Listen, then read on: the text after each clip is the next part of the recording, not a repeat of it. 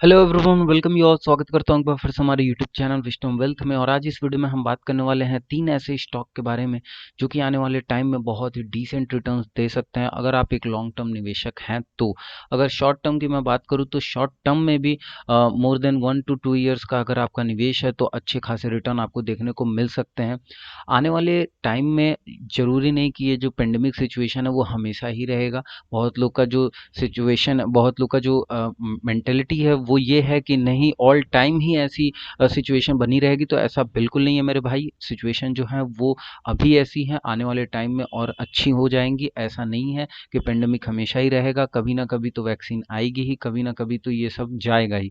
तो जो मार्केट की रिकवरी है, जिस तरीके की रिकवरी अभी देखने को मिली है, इससे बेहतरीन रिकवरी आने वाले 2-3 साल में देखने को मिलने वाली है हम लोग को। साथ ही साथ इंडियन स्टॉक मार्केट की अगर मैं बात करूँ तो जो ये पहले से बना आया है कि ये सट्टा बाजार है, ये वो है, ये है वो है, तो मैं आपको बताना चाहता हूँ कि इस लॉकडाउन में आप भी अवेयर थे कि मार्च के आसपास से लॉकडाउन स्टार्ट हुआ था और मार्च के आसपास से ही लॉकडाउन की शुरुआत हो गई थी। अब मार्च से लेकर अभी तक अगर मैं नवंबर टिल डेट की बात करूं तो 20 lakh, more than 20 lakhs opening हुए हैं अकाउंट्स आपके Zerodha, Upstox, angel and alias blue and more than other brokers के अकाउंट में। तो अगर मैं बोलूं तो ये कहाँ से, कोई ना कोई अवेयरनेस है, कोई ना कुछ लोग हैं जो क्विक रिच बनने के इसमें आए हैं, कुछ लोग हैं जो कि मार्केट को देखने आए हैं, कुछ लोग हैं जो सट्टा समझ के आए हैं। तो जो सट्टा समझ के आए हैं वो चले जाएंगे, जो देखने आए हैं वो हो सकता है कि कुछ दिन सस्टेन करें देन निकल जाए, लेकिन जिनको लॉन्ग टर्म में विश्वास है कि हाँ हमेशा सिचुएशन ऐसी नहीं होने वाली है, वो जरूर टिकेंगे इसमें। तो विप्रो लिमिटेड जो है वो पहला स्टॉक है। अदर दो स्टॉक जो है वो भी मैं बताने वाला हूँ जल्दी से ही, लेकिन उससे पहले एक छोटी सी रिक्वेस्ट है कि चैनल को सब्सक्राइब नहीं किया तो प्लीज सब्सक्राइब कर लीजिए, बेल नोटिफिकेशन ऑन कर लीजिए, जिससे कि सारे लेटेस्ट अपडेट आपको मिलती रहे। तो पहला स्टॉक है, माफ करिएगा, विप्रो लिमिटेड। विप्रो लिमिटेड जो है वो कंपनी ऐसी कंपनी है जो कि Infosys, TCS and then Wipro, जी हाँ, दो तीन ऐसी कंपनीज हैं जो रत्न है अपने भारत की। रिलायंस की अगर बात करूं तो रिलायंस का जो सेगमेंट है वो अलग है, लेकिन विप्रो का सेगमेंट जो है वो अलग है। टीसीएस का सेगमेंट, विप्रो का सेगमेंट एंड इन्फोसिस का सेगमेंट अप्रॉक्स सेम है। तीनों कंपनीज अपने आप में बहुत ही दमदार कंपनीज हैं। Why I took only Wipro limited and did not recommended Wipro की जगह आप बोलेंगे टीसीएस कह सकते थे या आप इन्फोसिस कह सकते थे, तो wait I will tell you. Wipro देखिए, सबसे पहले की अगर मैं बात बताऊं तो आईटी कंपनी है। ये आपको भी पता है, इंफॉर्मेशन टेक्नोलॉजी की कंपनी है और इस टाइम इंडिया की मल्टीनेशनल कॉरपोरेशन कंपनी है, ठीक है। और वेरियस इनका अगर सेगमेंट की मैं बात करूँ तो कंसल्टिंग, बिजनेस प्रोसेसिंग और जितने भी इनका पूरा ऑपरेटिंग सिस्टम है वो पूरा रिलेटेड है आपके आईटी हब पे। अब सबसे बड़ी बात क्या है कि जो इम्पैक्ट पड़ा है कोरोना वायरस का या आप इस पेंडेमिक का बोल सकते हैं, वो कहाँ पड़ा है? फिजिकल जितने भी बिजनेसेस थे उन पर। जो फिजिकल बिजनेसेस थे जो ऑनलाइन हो सकते थे वो ऑलरेडी हो चुके हैं स्विच उस पर, लेकिन सबसे ज़्यादा इम्पैक्ट जो है वो फिजिकल बिजनेस पे पड़ा। तो इसका जो सबसे बड़ा एडवांटेज मिला वो किसको मिला? They are converting physical business to online platform. तो यानी कि जो विप्रो कंपनीज हैं या जो भी अदर कंपनी, इनका तो मार्केट कैप बढ़ गया। और ये जो स्विच हुआ, ये जो बहुत बड़ा परिवर्तन देखने को मिला, एक चेंज देखने को मिला, ये बहुत ही अपने आप में डिसेंट चेंज था, ठीक है। आने वाले टाइम में जिस तरीके से ये पेंडेमिक आई, ये पेंडेमिक का रीज़न है कि जो बूस्ट मिला है आईटी सेक्टर को, जो पूरी तरीके से आईटी सेक्टर बूस्ट हुआ है, उसमें कहीं ना कहीं बहुत बड़ा रोल हो सकता है विप्रो लिमिटेड का आने वाले टाइम में। तो ये तीन कंपनीज हमें, मैंने प्रीवियस दो वीडियोस में टीसीएस और इन्फोसिस को रिकमेंड किया हुआ है, इसीलिए मैंने उसको ऐड नहीं किया इसमें, लेकिन विप्रो लिमिटेड अभी मेरे फिलहाल के टाइम में सबसे ऊपर है। 351.25 यानी कि 351.25 का यहाँ पे इसका इंडियन अभी आईएनआर रुपीज चल रहा है।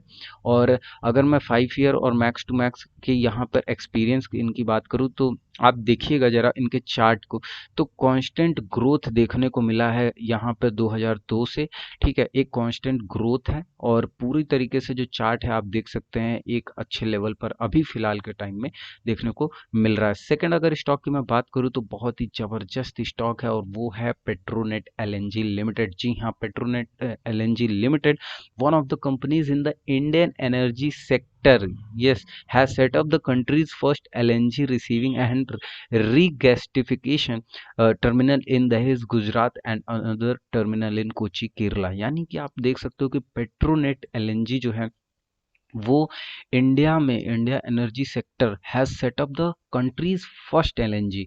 तो आप अपना थोड़ा सा दिमाग अगर लगाएं तो यहाँ पर देखने को मिल सकता है कि जो भी हमको कंपनीज जो पहले से सेटअप होके आई हुई हैं, जैसे रिलायंस इंडस्ट्रीज हो गई, अदर आपका जो इन्फोसिस हो गया, ये आपका टीसीएस हो गया, तो इनका जो बैकबोन है वो कहीं ना कहीं बहुत ही मजबूत रहा है।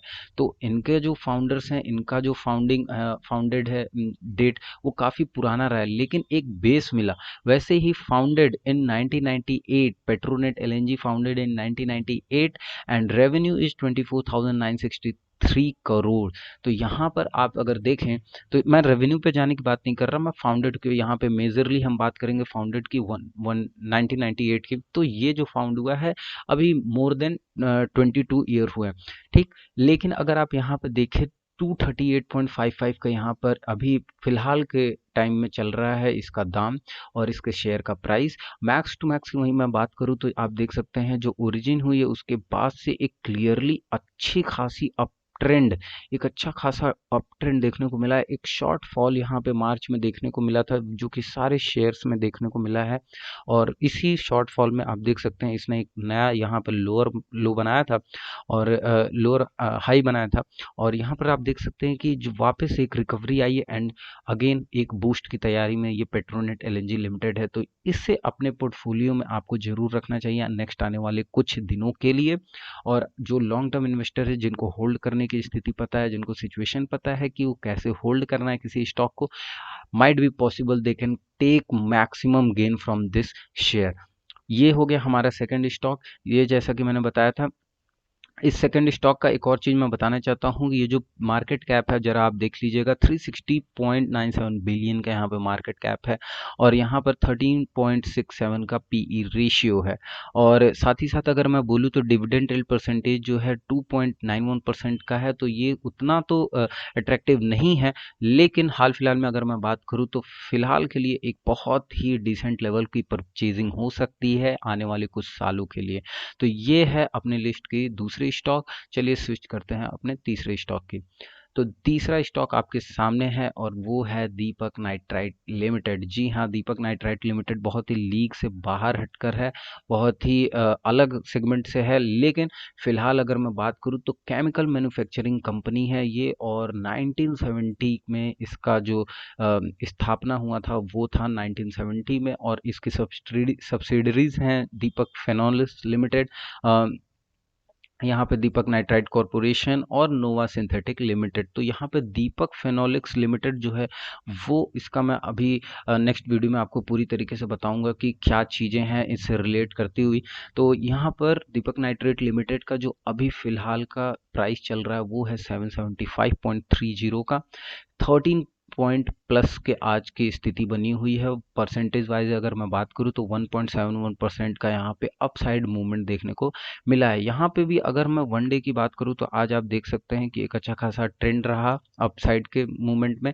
यहाँ पर अगर मैं 1 ईयर की बात करूँ तो 1 ईयर में भी जो रिटर्न्स हैं देख सकते हैं आपकी, यहाँ 400, 521 एंड देन अगेन यहाँ पे एक बूस्ट देखने को मिला है 18 सितंबर 22 सितंबर के आसपास 847 अप्रॉक्स, यहाँ पर 400 से 800 हो चुका था प्राइस। तो ये एक अच्छा खासा एक मैं बोलूँगा कि जो बैलेंस शीट है, जो कैश एंड फ्लो है, जो पीएनएल है, उसमें एक ये जो बूस्ट है वो दिखाता है कि कहीं ना कहीं जो दीपक नाइट्राइट है लिमिटेड है वो एक बहुत ही अच्छा स्टॉक हो सकता है आने वाले कुछ टाइम में। और वहीं पे अगर मैं मैक्स टू मैक्स सेगमेंट की बात करूं तो जीरो से लेकर, यानी कि जब से ओरिजिन हुआ है 17.81 की लिस्टिंग है 1 अक्टूबर 2010, एंड यहाँ से अगर पूरी दिशा देखी जाए तो ये पूरी तरीके से एक अच्छा खासा बुलिश देखने को मिला और एक बुलिशनेस जमी हुई है इसमें, और आने वाले टाइम में भी ये बहुत सारे कुछ पॉइंट्स ही सही लेकिन आपको देंगे ज़रूर, और काफ़ी आने वाले टाइम में अच्छा रिस्पॉन्स दे सकता है। तो आई होप, मैं आशा करता हूँ कि आप इन तीनों को अपने वॉच लिस्ट में उठाएंगे पहले, एंड देन अपने पोर्टफोलियो में ऐड करने का सोचेंगे। वीडियो अच्छी लगे तो जरूर लाइक करिएगा, सब्सक्राइब करिएगा चैनल को, बेल नोटिफिकेशन ऑन कर लीजिएगा जिससे कि सारे लेटेस्ट अपडेट आपको मिलती रहे।